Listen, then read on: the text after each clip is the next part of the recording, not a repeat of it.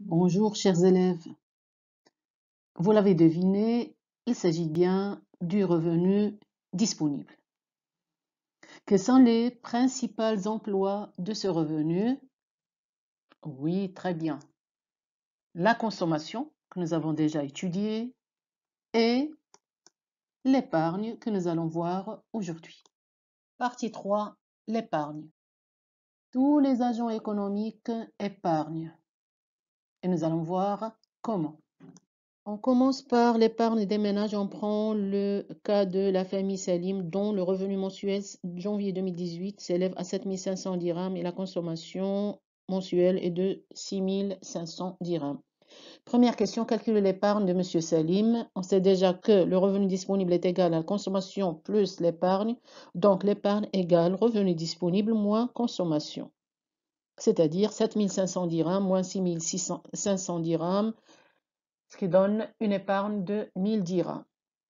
Deuxième question, que peut-il en faire? Ce ménage peut soit placer cette épargne en banque ou bien thésauriser.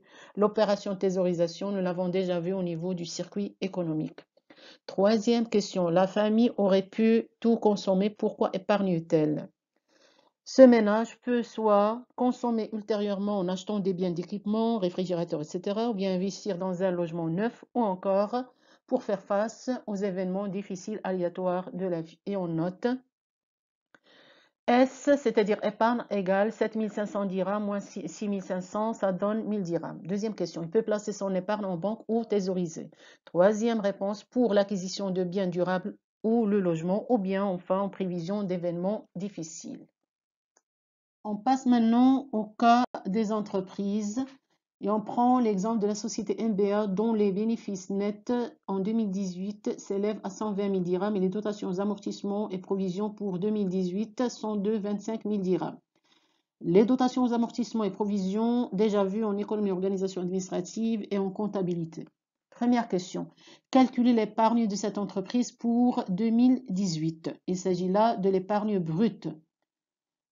Elle est calculée en prenant les bénéfices nets plus les dotations aux amortissements et provisions. Ça veut dire 120 000 dirhams plus 25 000 dirhams. Ça donne une épargne brute de 145 000 dirhams. Deuxième question. Sachant que les dividendes distribués sont de 60 000 dirhams, calculez l'épargne nette de dividendes. Pour calculer l'épargne nette, on prend l'épargne brute moins les dividendes distribués. C'est-à-dire 145 000 déjà calculés, moins 60 000 dirhams. Et on aura une épargne nette de 85 000 dirhams. Dernière question, à quoi servira-t-elle, c'est-à-dire l'épargne? Eh bien, elle sert à investir, parce que là, on parle d'entreprise. Et on appelle cette épargne cash flow ou bien capacité d'autofinancement ou bien autofinancement tout court. Et on note épargne, bien sûr brute, 120 000 plus 25 000 égale 145 000 dirhams. Épargne nette, 145 000 moins 60 000, la valeur est de 85 000 dirhams. Cette épargne sert généralement à investir et on appelle épargne de l'entreprise, cash flow ou bien capacité d'autofinancement ou autofinancement. Le dernier cas de l'épargne est celui de l'État. Prenons la situation des ressources et des charges de l'État marocain en 2004 en millions de dirhams. Les ressources ordinaires 116 604 millions de dirhams, impôts et autres, et les dépenses ordinaires 104 037 millions de dirhams. Ces exemples sont pris de votre manuel Le plaisir d'apprendre d'économie générale et statistique. Première question, calculer le solde ordinaire ou l'épargne publique. Pour ce, nous allons prendre les ressources ordinaires moins les dépenses ordinaires, ce qui nous donne un résultat de 12 567 millions de dirhams. Deuxième question, sachant que les dépenses d'investissement sont de 22 059 millions de dirhams, l'épargne publique est-elle suffisante pour financer cet investissement? En comparant les deux montants, bien sûr, cette épargne est insuffisante, d'où la nécessité d'emprunts intérieurs et extérieurs. De ces trois exemples traités, on peut maintenant compléter notre définition. L'épargne est la partie du revenu disponible qui n'est pas immédiatement consommée et qui permet une consommation différée Il permet également de financer les investissements. Tous les agents économiques épargnent, entreprises, administrations, mais les ménages constituent la principale source d'épargne nationale. La formation de l'épargne, et nous allons reprendre les formules de calcul déjà vues au niveau des 3 exemples étudiés. Pour le ménage, nous avons épargne égale revenu disponible moins consommation. Pour les entreprises, nous avons l'épargne brute et l'épargne nette. L'épargne brute ou bien capacité d'autofinancement égale amortissement plus bénéfice. L'épargne nette, c'est-à-dire autofinancement, égale capacité d'autofinancement moins bénéfices distribués, c'est-à-dire les dividendes. Pour l'État, on parle d'épargne si les ressources ordinaires moins les dépenses ordinaires est supérieure à 0.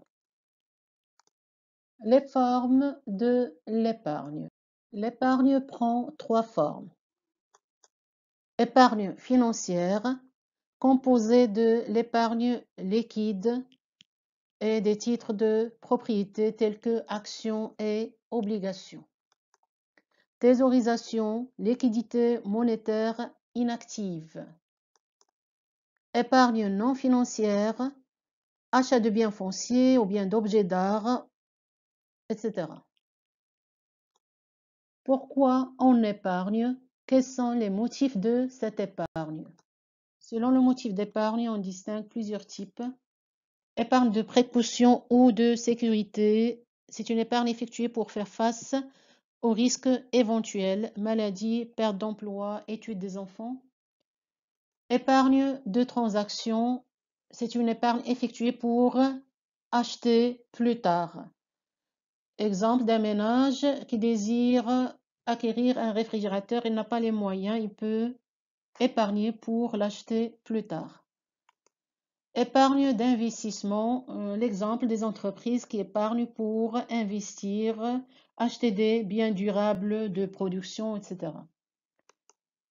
Et l'épargne spéculative, effectuée dans le but de réaliser des plus-values, exemple, acheter des actions et les vendre une fois le prix augmente ou leur valeur augmente. Une autre classification de l'épargne, nous avons l'épargne forcée. L'agent dans ce cas est obligé de constituer une épargne.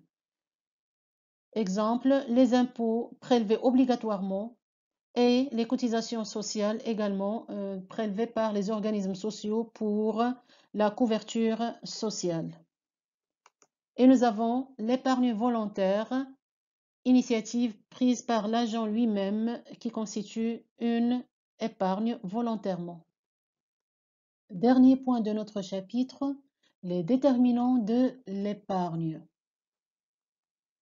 Les facteurs qui influencent l'épargne sont le niveau du revenu, le mode de vie, l'âge. Deuxième facteur, l'inflation. En général, en période d'inflation, les ménages augmentent leur épargne pour conserver la valeur réelle de leurs encaisses destinées aux transactions ultérieures. Troisième facteur, l'investissement. Je prends l'exemple du ménage. Quand un ménage achète ou construit un logement, il diminue sa consommation et augmente son épargne. Crédit à la consommation. Quand le crédit à la consommation est bon marché, la consommation augmente au détriment de l'épargne. Et dernier facteur, taux d'intérêt créditeur. Il influence en général l'épargne des ménages. Un taux bas décourage l'épargne et inversement, il l'encourage. Une petite remarque, l'épargne non thésaurisée est collectée par les institutions financières qui prêtent ces fonds essentiellement aux entreprises pour leur permettre d'investir. Il est donc important pour un pays de maintenir un taux d'épargne suffisant car c'est cette épargne qui permet de moderniser l'appareil de production. Sur ce, je vous dis au revoir et à la prochaine séance.